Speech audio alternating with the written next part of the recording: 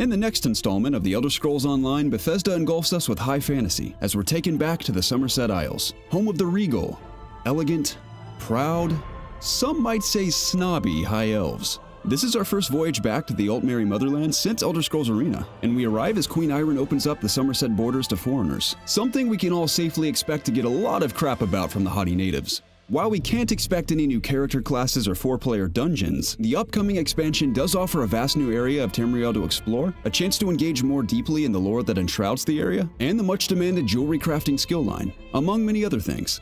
After I receive my first quest from my good feline friend Razum Dar, I make my way through the ethereal forest of purple and pink trees, traversing over meadows of flowers and airy bushes because apparently pathways mean nothing to me. I approach a city with intricate gray stonework and countless spires reaching toward the sky, and I can't help but think this is the fantasy I've always dreamed of. At first glance, the most appealing thing about Summerset is how gorgeous the new island is. Following the chapter model that began with the release of Morrowind, the developers have opened up a new section of the map with a massive zone for us to explore. The climate is so beautiful and diverse that it would probably be better off being its own separate game, but nonetheless it makes for an enriching expansion. Most of the mainland is lush forest brimming with colors that exude an otherworldly feel. Because the Altmer are a highbrow people who don't f*** around with cheap ales and meads, wine is a key feature of the culture and vineyards can be found all over the island.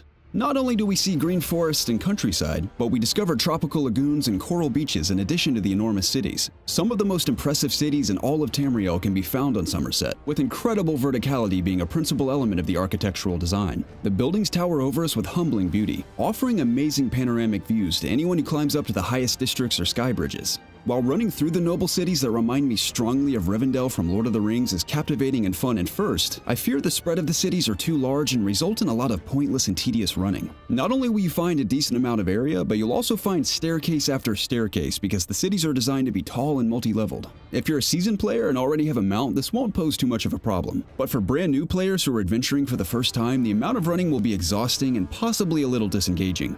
In addition to the bewitching scenery, there's also the promise of delving into the storyline of the COGconnected Order, something that up until this point hasn't been explained very well or explored very deeply in previous Elder Scrolls games. We'll be able to meet the mysterious and reclusive mages of the COGconnected Order and travel to their home island of Artaeum, which will in turn unlock a new combat-oriented COGconnected skill line. The skill line is said to have 5 active abilities, 5 passive abilities, and an ultimate ability. Because we're not seeing a new character class, the skill line is a much-needed feature that would have made for a disappointing expansion had it not been included in the deal. Summerset seems to be upfront in what it promises, and while I had no letdowns upon my first playthrough, I can't speak for the thousands of people who discover for themselves within the first number of hours that ESO just isn't the experience they're interested in. Plenty of people who obsessed over the previous Elder Scrolls games found themselves uninterested in the MMO style of ESO, and this new chapter isn't going to change that. However, if you're already a dedicated player or have enjoyed the geekiest parts of the Elder Scrolls games thus far, I think the pack will only enhance the experience and make you feel more immersed. One of the bonuses for first-time players is that the expansion features a new tutorial scenario that takes the player directly to Summerset without having to go through the bullshit whaling prison that the rest of us had to deal with pre-Morrowind. And all players can travel to Summerset without needing any prerequisites. The new jewelry crafting line allows for more strategy with customizing individual combat styles by introducing 9 attachable traits, and the expansion will also spotlight a brand new, beautiful soundtrack.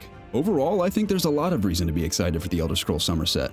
No. The expansion isn't going to change the entire game and make those who have previously been disinterested suddenly fall in love, but for those of us who have been loyal players or the people who simply haven't started yet, this offers a compelling new Elder Scrolls experience we haven't seen in the series since 1994. For anyone who loves fantasy and specifically elements of elven culture, this expansion is going to be breathtaking. While there will be a new 12-player trial called Cloud Rest and numerous public dungeons, it's a little disappointing there won't be any 4-player dungeons. But if I know the Elder Scrolls, and I'd like to think I do, there will be plenty more to explore. If you're a loyal ESO player or plan on jumping in for the first time with the Summerset Isles, let us know in the comments below. For more on the Elder Scrolls Online and all things gaming, subscribe to COGconnected. And for news, reviews, features, and more, visit us online at COGconnected.com.